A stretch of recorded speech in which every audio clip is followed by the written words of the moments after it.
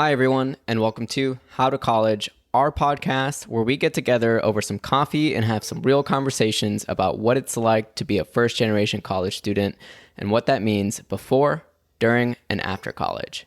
If you're a new listener, our goal here is to democratize knowledge that we've gained along the way, learn a bit more about what it means to be a first-gen, and hopefully help others going through some of the challenges we experienced before.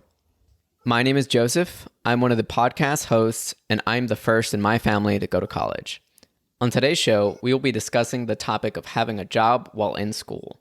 The reality is that for many first-generation students, having a job is a necessity as many families depend on the extra income. In today's episode, we will be discussing the advantages and disadvantages of holding a job through your educational career with one of our awesome guests, Lacey Johnson.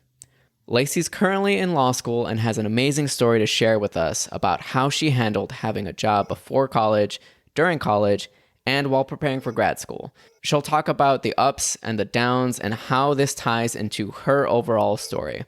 It's a great one, and you're going to want to stick around to hear it all, even if you're not thinking about having a job in school. With that being said, let's get started.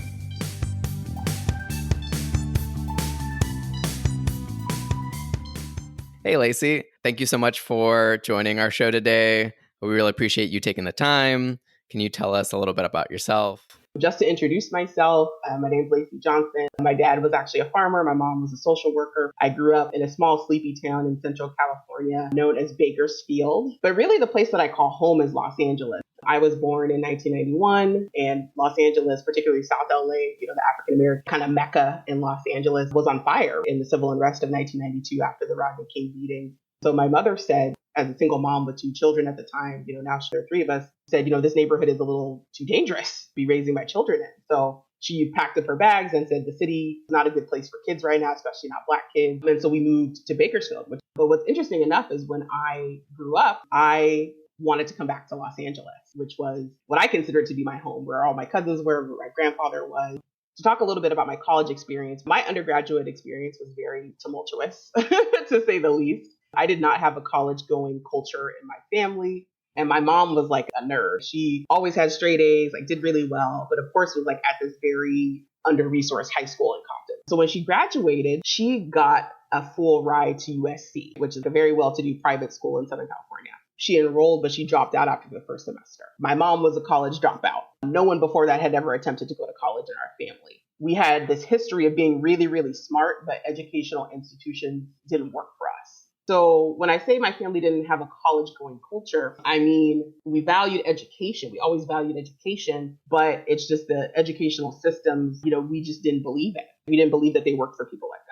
So when it was time to apply to college, I also remember coming from California that the UC system was very much pushed on us as the ideal academic institution. So I never had heard really of an HBCU or didn't really see the value in a Cal State school or even say a private liberal arts college. I feel like the breadth and depth of what types of universities there were out there, no one ever explained that to me. All I knew was coming from California, hey, you need to go to UC school. If you don't go to UC school, it's not a good school. I remember applying maybe to 5 schools. And the reason for that was at the time, my mother made enough money to where we didn't qualify for a fee waiver, but we also didn't have the cash flow to be able to pay for applications. So I was one of those missing middle kids. I was a single parent household. We had enough to keep the lights on, but that was about it. So I remember if I wanted to get new clothes for back to school, or I was on my high school debate team, if we were traveling to a school for a tournament or something, I had to be able to pay for those things. And so I worked. It's crazy because I honestly feel even though that was a very hard thing to do, my friends were hanging out during the summer, or, when you're a senior, you get to bring your car to school. They were doing all that cool stuff. I was working for the city and I had a very small job. In the summertime, I worked at the pools and they charged it $1 fee or something like that to come into the pool, and I would collect the money. But what's interesting, and I'll get back to this later, is having working for the city on my resume, even though literally I was just collecting dollar bills, actually really helped me in the future when I went to apply for jobs, college and things like that, because it looked really official because it said, I work for the city on my resume. But so back to what I was saying is that if I wanted to do something extracurricular, I had to pay for it. The moral in that story is even though we may not have parents that understand what it's like to go to college, or, we may not have siblings that understand what it's like to go to college, that if we really want something, there are resources out there for us. We just have to go the extra mile to take advantage of them. Little did they know my dad was a cotton farmer and couldn't read. The one school that let me in is UC Santa Barbara. And UC Santa Barbara, out of the UC schools, is like a pretty decent school. It's pretty well known, right on the ocean in the central coast of California.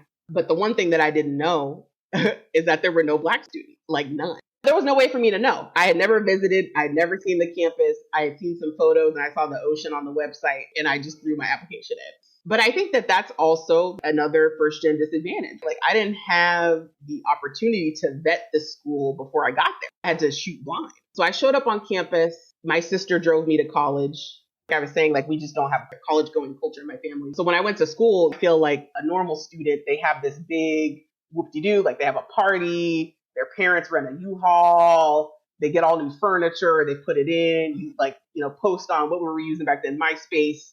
Like, you post on MySpace that you're driving to college, whatever. My experience pulling up to school was my sister had this little coupe Honda and all my stuff was stuffed in the trunk. She pulled up to Santa Barbara, pushed me out the car and kept it pushing, right? Like, literally, that was how I pulled up to college. And I remember being very sad because the two of my classmates also got into UC Santa Barbara from my high school. But the difference is that their parents were able to finance them living on campus in the dorms. And I was unable to do that because you also have to keep in mind, right? We were talking about intersectionality.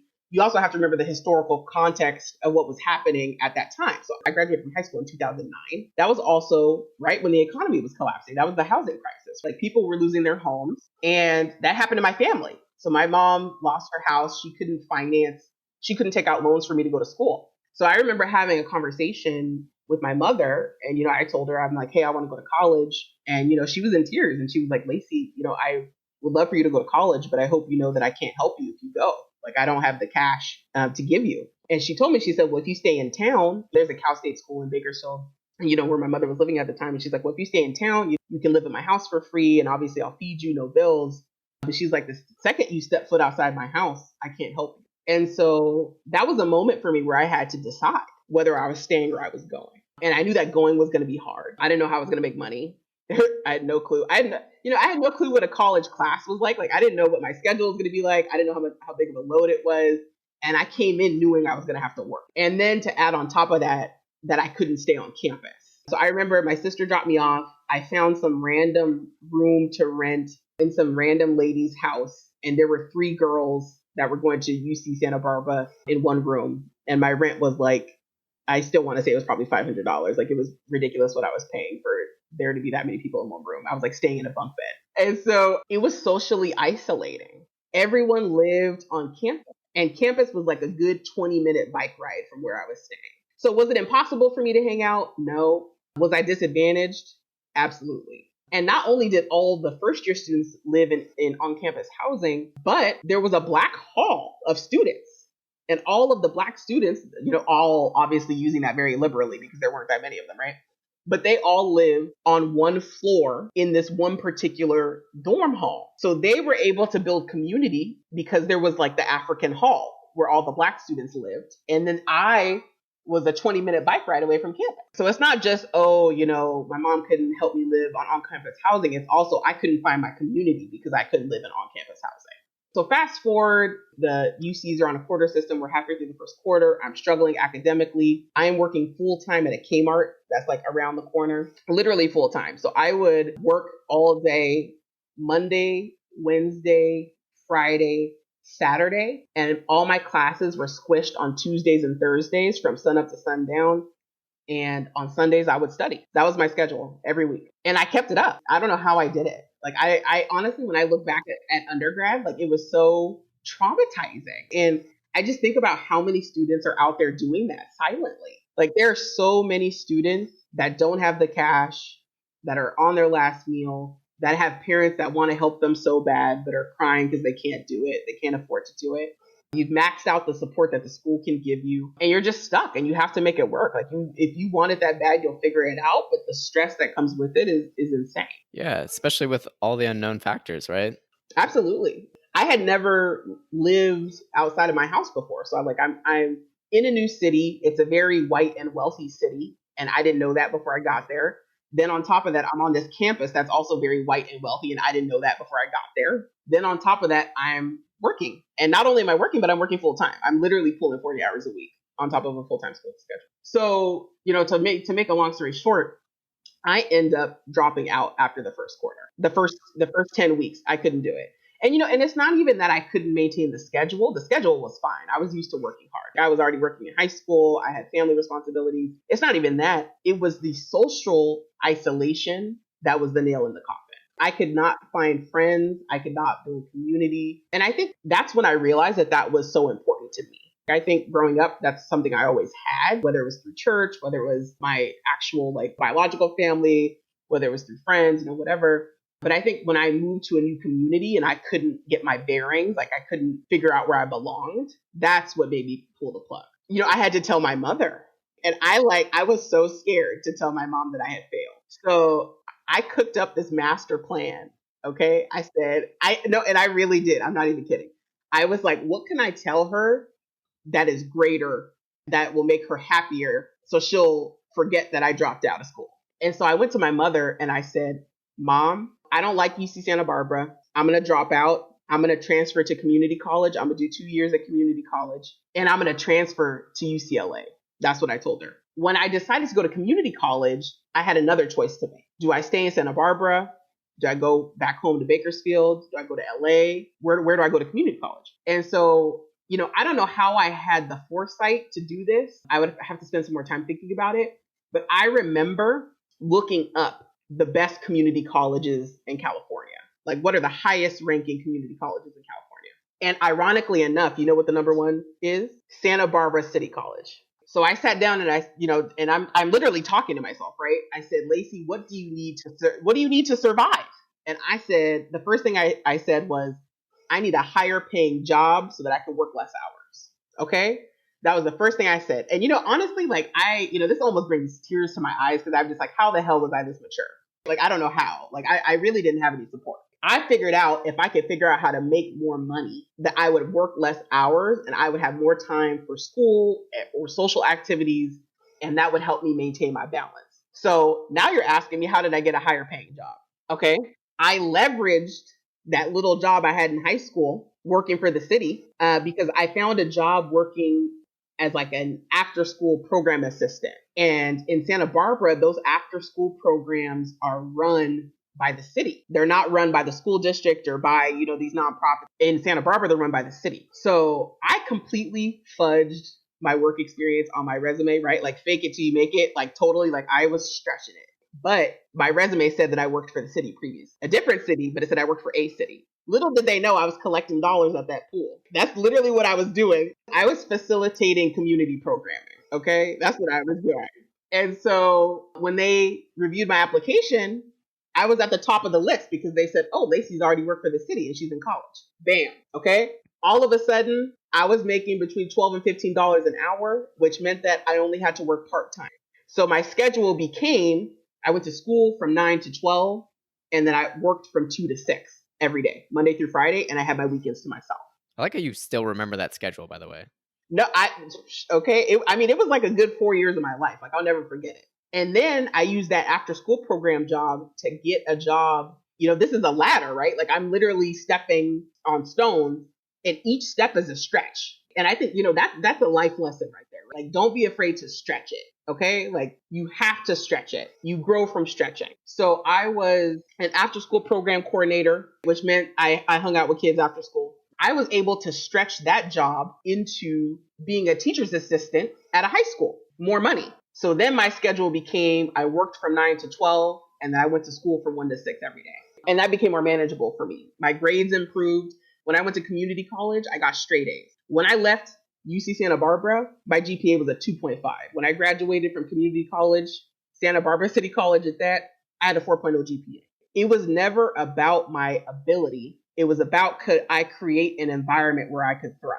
That there are other people out there like you. You're never alone. And to ask for help. It's okay. So I applied to UCLA, and it was another stretch, shoot my shot moment, okay? Because I was graduating community college with honors, whatever, but I still had those crappy grades on my transcript from when I went to UCSB. And I knew when I applied that I was going to have to explain why I went to a 4-year university. I dropped out and went to community college and am now trying to transfer back to a 4-year school. I think now we see that that's a little more common. Back when I was in school, oh my God, back when I was doing this like a decade ago, people didn't do that. So I remember it came time to write my application for UCLA.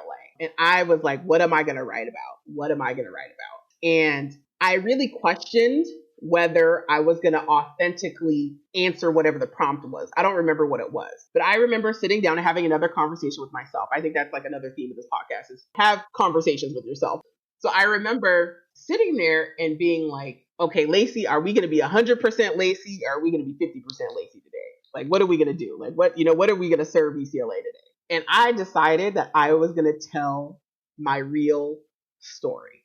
So you know what I wrote about in my college application for UCLA? I wrote about how I didn't have a family that went to college, how I come from a very low income community, and that going to a school like UC Santa Barbara was culture shock for me, and that I let the white people at that school intimidate me. That was the culture at that school. I let that intimidate me. I let it psych me out. I let it punk me, and I left. And that I took the time to get myself together, to build my confidence up, and that I wanted to try again because I thought I was ready. And that was a level of vulnerability that I was not ready to tell an institution like that, to tell them, hey, I messed up. Hey, these are real issues that affect us. Campus climate is a real thing. But at the end of the day, what they cared about was not that I dropped out of school. It was the resilience that I came back. And not only did I come back, but I came back better than I was before. But it was hard. It was hard to say that I failed, to admit that. It was hard to give myself that feedback, to say that I could have done better. It was hard to admit that I was scared of these people that I thought were better than me. Like that's really what it came down to, right? Is I was like, I can't hang with these people. When in reality, they weren't dealing with half the stuff that I was, right? Like not even close. And so I think like we as diverse people, as first gen people, we do not give ourselves enough credit. And I'm going to flat out say it. Like we are so hard on ourselves. And we do not take the time to say that, hey, the starting line is not equal. And I think we're very quick to hold other people accountable to that. Like, hey, we remind other people, but we do not give ourselves the benefit of the doubt enough. And when I look back on my life, if I talk about a moment that changed my life, I would definitely say it was telling my truth in that essay. And so, my advice to first gen students everywhere is never be afraid to be authentically yourself. Never be afraid to ask yourself tough questions. Never be afraid to fall and get back up again. Life is a series of falling and getting back up again. But the key point is that you get back up and you keep moving forward and you keep putting one foot in front of the other, no matter how long it took. I ended up graduating from UCLA with a 4.0 GPA. At UCLA, they really cared about the community of Los Angeles. And a lot of my time spent at UCLA was actually off campus. So I would go to class, but my job, I had an on-campus job, but my on-campus job was to run an after-school program in South Los Angeles, which is like a very low-income neighborhood, Black and brown folks everywhere.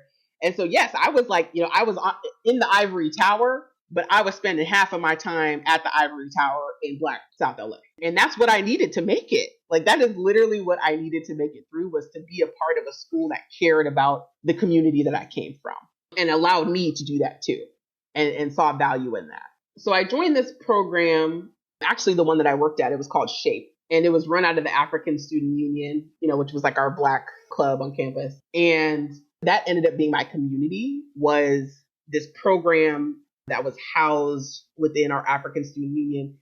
This program existed across different identification factors, right? So everyone had a version of this program. So it was cool because I got to meet people from different cultures, but still had the same mission. And so I think that was the amazing part, is being able to meet like-minded people, cared about the things that I cared about from the communities that, were similar to mine. And we were all here and making it as UCLA students. But I do want to talk a little bit about like my major and why I chose it and how I found mentors and things like that. So I study political science, and, UCLA is a research university, very big on research. So me, just the product of being there, I was like, oh, well, clearly I have to research while I'm here. Again, just being curious. And I was like, let me go check it out. Let me see if I like research, right? So they had this program where they would pay me. And see, that was the other thing too, is I never did anything that didn't pay me, which is a very privileged position. And we could talk about that too. But I had to make money. Like I had, for obvious reasons, we've been talking about this the whole podcast, but I could not afford to do anything that didn't make money. And so I'm gonna stick a pin in that for a second because that's very important as well. So like, for example, that meant that there were extracurricular opportunities that I could not partake in because the time requirement outweighed the benefit to me because it was, every hour that I was doing something that didn't make money was an hour I wasn't making money, right? So like when I first came to campus, one of my really good friends asked me, he said, Lacey, you're a transfer student. You're great. Like we really need a transfer student representative on this board. Will you come do it? And the first thing I did was ask him, I said, oh, so is it a paid position? And he was like, no. And I was like, oh, I can't do it. I was like, I literally cannot, like, I do not have enough room in my calendar to take on stuff that is not paying me. And I think that's fine. I think that that's another first gen issue because it's like, we should be able to partake in a lot of these extracurricular activities, but we can't because we have to be bringing in cash. So I remember being sad about that, but I figured out a way to make it work for me. I found something different but similar that paid me, but was still allowing me to like fulfill my mission. So I found this research program that would give me a stipend if I finished a research project with a faculty mentor. So to me, I was like, bang, like that's great. Like I get a faculty mentor, I get to make some cash, I get to, explore this research thing. Experiential learning is very important to me. So like I'm very hands-on. So I was like, yeah, any hands-on, anything I can do to get me out of the classroom, like let me do that. But the issue is that I had to find a faculty mentor. And I had no clue how to do that. I had no clue how to do that. And so when you're, 22, right? Like a 40-year-old person that has their PhD from Harvard is scary. Like you're supposed to roll in their office and be like, hey, let me, work with me. Yeah, right. Right. So what I did was I wrote up a proposal for the kind of research I wanted to do. And at the time I was very interested in like the efficacy of food stamps and, the myth of the welfare queen and stuff like that. Right. Like I was very into like social services. So I had written up a research brief about how I wanted to dig deeper into like who was actually receiving food stamps. And in the political science department, I looked at the faculty list and, the first thing I did was look for somebody that was Black.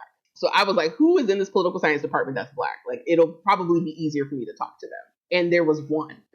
And she was a new professor. She was a woman. Her name's Dr. Lori Fraser Yoakley. And she's like still my mentor to this day. I remember asking her for a meeting. I went to her office and I sat down and I said, hey, I'm trying to do this research program. Here's what I'm interested in studying. Can you help me? And of course, like, I'm just like sweating. I'm dripping. I'm like stumbling over my words. Like, like I'm crazy. And so, what she responds to me? She says, this is not what I research. Like, this is not what I research. And I said, what?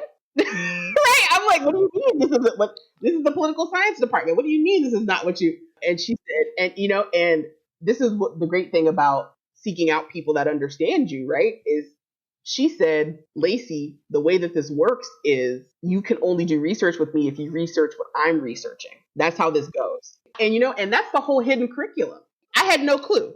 I literally walked in there with my own research, like, can you help me with this? And she was like, no, like you make life easier for me. You don't make it harder for me. But she was gracious. She said, Lacey, if you're willing to do research on the book that I'm writing right now, I will help you with your own project. But as long as it's the same topic as what my research is. So basically she said, throw away your proposal and come do this other one that I already have. And I said, hallelujah, I'm here. I'm here for it. Right? Like I was like, whatever you're researching, I didn't even ask what it was. I was like, yes. Right? Like, and, and that was incredibly gracious of her because, faculty mentors are not obligated to take undergraduate students onto their research project. Like this was an active research project that she was working on. So there were a whole host of reasons that she could have shut her door, whole host. But what she saw was a mature first generation African-American female college student that didn't know what she was doing. And rather than make me look stupid, she decided to help. And so she ended up being my faculty mentor for the rest of my time at UCLA. I worked very closely with her. I took many of her classes. We got super close. And she actually ended up publishing her book. And I got an acknowledgement in the book for being her research assistant. I feel like it's a lot of times basically a gamble and you just have to play the game enough times in order to win. Yeah. And you have to be confident enough in yourself to know that if you get a no, it's not about you. It's not personal. Yeah, exactly. Like it's not about you. But again, like other people are getting taught this stuff from a young age. I had no one telling me how to do that. So there was a little more trial and error in my experience. So I ended up working with my faculty mentor. She was great. She inspired me to get a PhD. She was like, oh, Lacey, like you're great at this. You should really think about getting a PhD. But I realized through my research project that I was writing all this stuff. I was analyzing all this data. I was making all these policy recommendations, but I had never tried to implement any of this stuff. I had never done a project. I had never written a law. So I felt like a phony. So again, another like wisdomism that I don't know how I got, but that thought came to me like, hey, you should actually try this. And my curiosity was like, yeah, let's go do it. So I was looking for work experience in policy making. So I said, oh Lord, like I need to get an internship working for an elected official. So again, Lacey, how do you get there? Like how? Yeah, exactly, right? It's like, that's what I need to do, Yeah. but how? Lacey, you have no connections. Like you know no one. Your parents can't get you a job. Like how are you going to do this? So our school had like this website where they posted internship listings and stuff like that. And I remember scrolling through the internship postings, and the first thing that I did was again look for the first person that was Black. It worked before. I know, why not, right? Yeah, yeah. And the first person that I saw was Black, was this Black woman, and her name is Holly Mitchell. At the time, she was an assembly member in California and just so happened to represent the district that covered UCLA. So I shot my shot. I submitted my resume. I wrote a cover letter. And, you know, I think people liked me because I was experienced. I was a little older because I was a transfer student. And my resume was pretty good. You know, other people just went to college, right? Like they just went to school. I was like in school, I was working, I was volunteering, I was like, you know, whatever. So yeah, so I mean, I think that's another thing too, is I think people don't tell first gen students that going to school, just making it through is the bare minimum. And that's hard to hear because getting through school is already so much. Like for us, that's already so much. But going back to hidden curriculum, we know as graduates that if you graduate with just a degree, you're not getting a job. It's the networking, it's the internships, it's the work experience that gets you the job. Okay. So I feel so bad because I have so many friends that were in school with me that graduated and didn't get jobs because they were just going to class and they were going home. Yeah. And you don't know that until it's almost too late, right? You don't know that until you're actually trying to get that job. And then you see what's working, see what's not. And then you realize, oh, these were things that I should have been doing in years prior. And I'm only learning this now. And then it's too late, or you got to do triage. So I shot my shot at that internship. And they called me back and I got it. And I went into the office. I was so nervous. And you know, what's funny is you'll realize why this is funny now because I worked for an elected official for the past 7 years. But when I went to that internship, I had no clue how the government worked, like at all. like, you know, I remember my supervisor for my internship.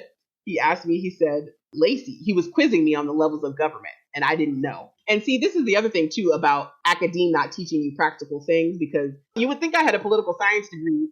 I should know the difference between what the federal government does, what a state government does, and what a local government does, right? But when I showed up to my internship, I didn't know. So he asked me, he said, Lacey, a tree falls, and I'll never forget this.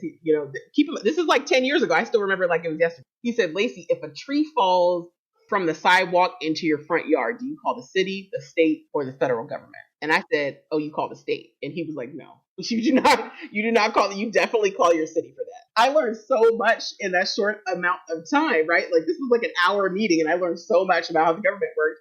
And that internship changed my life as well. So you remember how I told you I was going to get a PhD? After I got my first little taste of the real world, I said, oh no, I need more of this. I need more understanding how things actually work. Then the big question came, so what are you going to do when you graduate? And that's like the impending doom, right? Oh no, what am I going to do? And people have a lot of anxiety around that for good reason, because there's no clear path for the most part. And a lot of people are relying on their existing networks and connections. And, you know, let's be honest, for first gens, we just don't have those kind of things. So for me, I thought what I was going to do is I was looking for something that would kind of tie me over for a year while I figured out what I wanted to do. So, you know, everyone talks about this gap year now.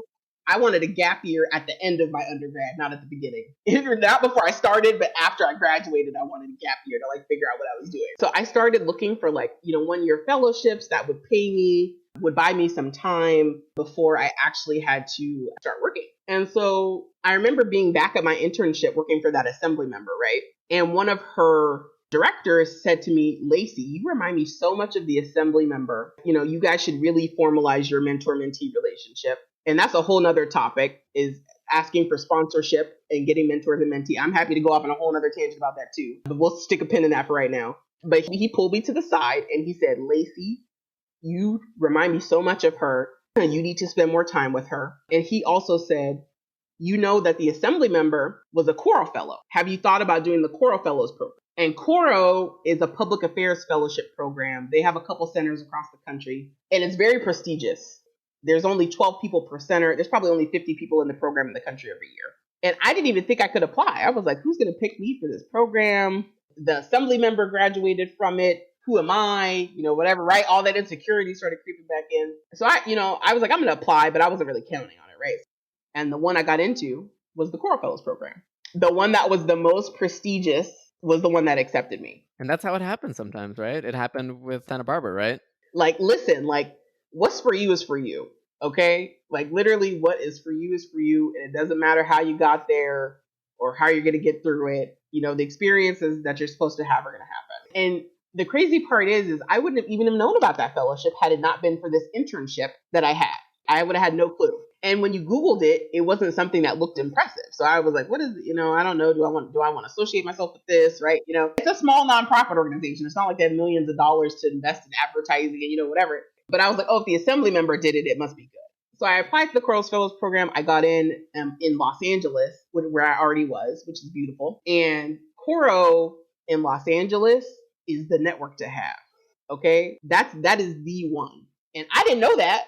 Right. Like, I didn't know that at all. I was like, oh yeah, my mentor told me to apply. So I did. Little did I know that was the jackpot. It was a difficult program. It wasn't easy to get through. They did not pay us a lot. I think they pay the fellows more now. When I was going through the program, I was not making any money. Like, it was a struggle. And, I remember my mom, again, going back to my mother, saying, why'd you go to college and you're taking such a low paying opportunity? So my parents were judgy on the front end, right? Like, why are you doing this? It's expensive. Stay home. And I was like, no, I'm leaving. And then I come back with this shiny piece of paper, my degree, and they're like, okay, but what job do you have? And I'm like, oh, I got this really prestigious fellowship that pays me $1,000 every month. And they're laughing at me, right? Like, they're like, what are you talking about?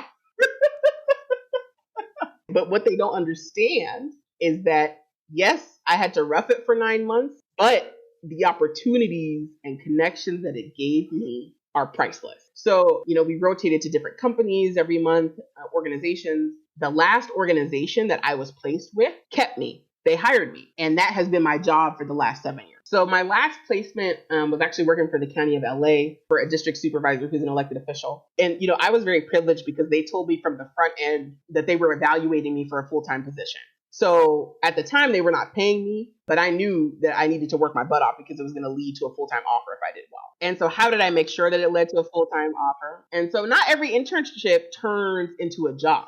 And I think that that's also the game that we need to give people. Every internship does not turn into a job, but you need to realize what you can and can't leverage it for. Anyway, so I started working at my first job. And luckily, I had a 3-month head start because I was interning there already.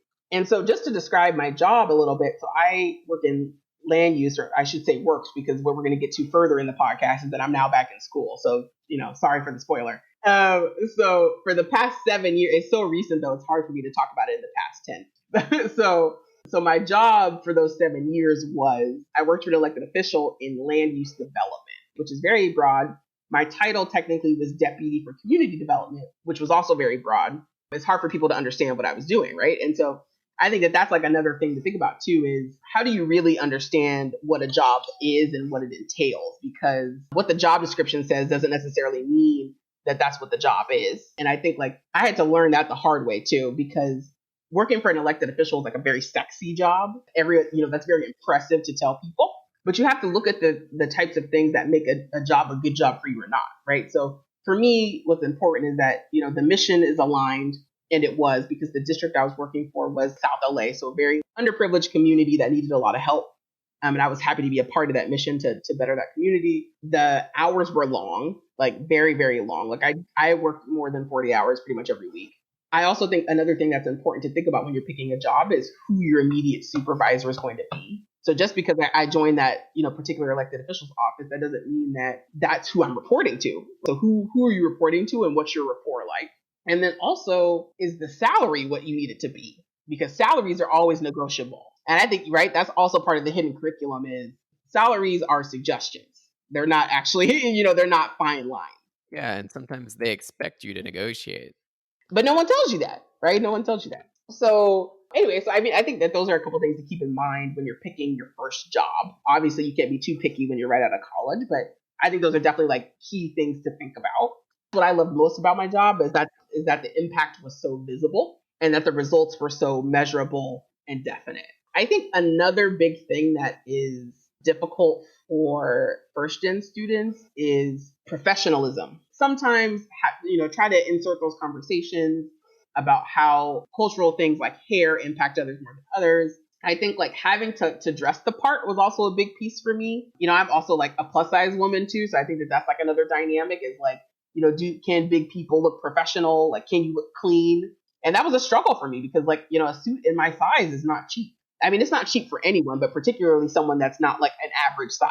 And so like I struggled. You can't just get it at the store. And so like my wardrobe was more limited and I was always nervous that someone was noticing. I also think just like cultural norms of like what's acceptable and isn't. So like I think time, especially for Black people, is like a big thing. Like time is very relative to me. Having to adjust to that culture was hard for me. Also, how I wrote. So like a lot of the people that I worked with, they like went to private school, their parents were educated, their punctuation and grammar was like on point. Me, like I mentioned earlier, like my dad is not a reader. So like literally, like sometimes I have a comma in the wrong place and I still do to this day.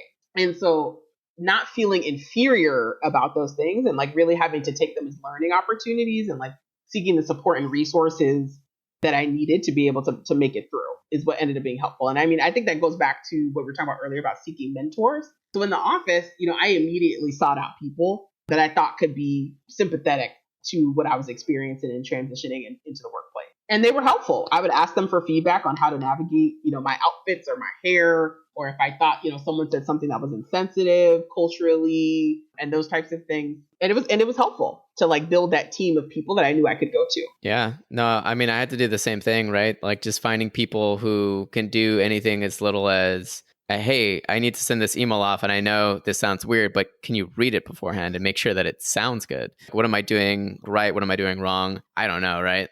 Absolutely. Yeah. And I mean, it's a lot of trial and error. A lot of trial and error. And it stings, right? Like when you get it wrong, it stings. But, over time, your muscle builds and we make it through.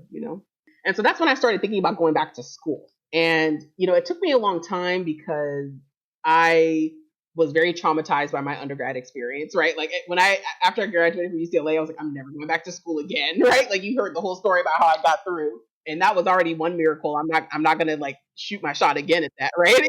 No, I feel like a lot of people feel that way. I definitely have those thoughts all the time where I'm just like, never mind. I feel like I got out like barely. That scene in like Indiana Jones whenever they like make it through and like the door closes like right behind them. I feel like it's kind of like that.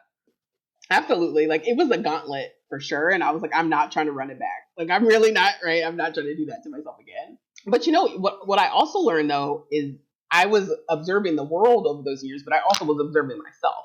And so I was able to, through feedback, through practice, through all those tools, I was able to see like where the gaps in my own skill set were. Like, for example, I was managing projects, but when our contractors would hand us a budget, I couldn't read it. I had no clue whether the budget was legit or not, whether they were trying to scam me or not. Like I couldn't read the financials. So, there are two ways to gain that knowledge. One is, like you said, you go to school and you learn that stuff. Or two, you do your job for a very long time. And for me, I had already put in, 5-6 years. And I was like, I want a shortcut to figure this out rather than sitting here for another 5, 6, 7 years, like learning it. So that's really what made me decide to go back to school, right? Was one, I was like, ooh, I can't read these budgets. And then two, I was doing a lot of complicated land use work, which involves a lot of law. And so that's when I said, I think it's time for me to go back to school. Even though I'm in the public sector, I think the best skill sets for me to learn are, the business skill set, like how you manage people and projects. But I also want to learn the law so I understand the legal implications of how I'm managing people and projects. So, I mean, I think it also goes back to, like I was saying in choral, like I'm just a generalist. Like, it's like I know a little bit about everything. That's kind of also how I approach my dual degree is I'm like, okay, now after I have these 2 degrees, there's nothing I can't do because there's not going to be anything I can't understand or at least figure out how to understand. And speaking of like taking advantage of your resources, so the first week that I got to school, I scheduled a meeting with our dean of students. I scheduled a meeting with our diversity director. I scheduled a meeting and I didn't even have anything to say. I just was like, hey, this is who I am. You guys need to know that I'm here. Here's what I'm struggling with already. Keep me in mind if anything comes up that you need, right? And what I told them was, hey, I just moved last weekend, so I don't have my books. I don't have a bed yet. I told them, I said, look, I'm traumatized because Jacob Blake happened. Like my first week of law school, undergrad was terrible for me. I'm scared to be back in school. My family was in Arkansas, and obviously they weren't in the path of the hurricane, but they got bad weather and like were without power for a couple of days.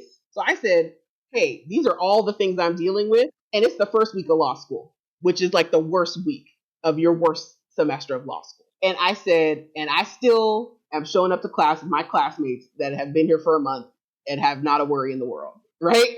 As first gen students, that's just what we deal with. That's what we do. Like we keep our head up high, we push, we do the best we can, we ask for help when it's available. And I'm so proud of all of us. And I really think like oversharing is okay. And I think like we as underrepresented students, like we have to be very vocal about what we're dealing with. And I think like we try to hide it, we try to deal with it ourselves, we're very private. And the reality is that if people don't know what you're going through, they can't help you. And in Cora we say this thing, you don't know what you don't know. We call it DKDK, right? And if you don't tell somebody what you're struggling with, they can't know to help you. I think that's the other thing too, is like we cannot be worried that we're looking, that we are looking a certain type of way, right? Like we're looking like we're whining or we're asking for too much, because other people are out here with their hands out, okay? Literally or figuratively. And we need to put ours out too. And it's a hand for help. It's not a handout. And I can think of so many other ways that I would have benefited from that had I not, had I gotten over my pride a lot earlier. Another thing I did too is I'm still working during 1L, which is like your first year of law school. That's like a pretty big no-no. And I was honest, that's another thing I talked about in those meetings is I said, look, like I need to work. If I can't handle it, like I will stop. But for now, like until proven otherwise, like I'm going to work. And, and part of it is like, I like the cash flow, I want to save, but also like the impact of that debt is greater for students like me, right? Like me and Joe taking out $100,000 in debt is completely different. So, but anyway, so one thing that I also did was normally the first week of class, the professors, at least at the school that I'm at now, they want to know about you, right? So they send you this thing and they're like, oh, fill out this form telling us a little bit about yourself. My school is pretty small. There's only 250 people in my class. So generally speaking, like the professors get to know you pretty well. And so in each of those forms where it said, oh, or any additional comments, you know what I wrote? I said, P.S. You should know that I'm working part-time. I put it on every last one. And most of the professors responded back to me and they said, wow, Lacey, that's a huge undertaking. Good to know. Let me know if it gets too difficult. There are things that I can do. And I don't know what those things are, right? Like I have no clue what they are. But the fact that I told them the first week of school, ayo, like this is something you really need to know about me, and I also told them, I said, look, like I'm also older for a law school student, right? Like I'm 30 and your average law school student is probably like 24. So I'm also older. I'm in a little different headspace, right? Yeah. Most people in law school, they go right from undergrad. So I told them, I said, look, one, I'm working part-time. Two, I'm 30. So I'm not the 24-year-old that's getting their assignment done a week early. That's just not me. And I told them, I said, look, like I am always going to get it done on time, but I'm never going to be the first one. And I think telling them that from jump was really important because now everything else that I do, they're seeing it through that lens. And I've had a couple of my professors reach out to me and be like, hey, like, you mentioned this. We're really curious about it. I know I gave you a really big assignment this week. Let me know if you need some extra time. Like, oh, if you want to do bullet points instead of paragraphs, I know you're strapped. Like little things that make a difference have already been flowing from that. And I wasn't in trouble. I think that that's the point is you need to go to people and tell them what's up before you're in trouble, before you're underwater.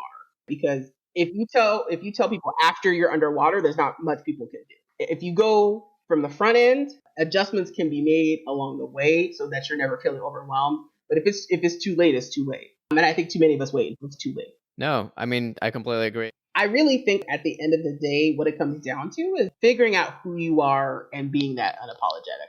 I always tell people think about like what your mission statement is. Like I've been talking a lot about, mission and what my mission is. I always tell people that my personal like motto and mission statement is build great places, build great people. And at every phase of my life has been a different way that I've carried that out.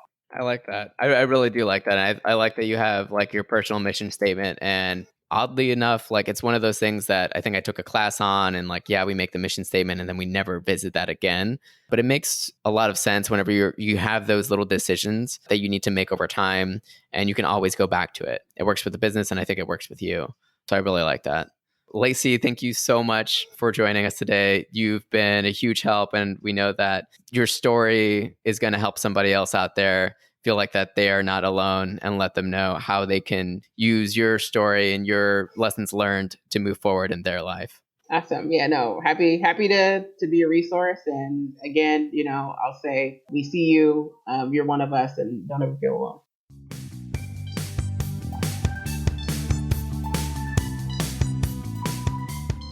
Lacey has an amazing story, and I love how she ties it all together and owns it.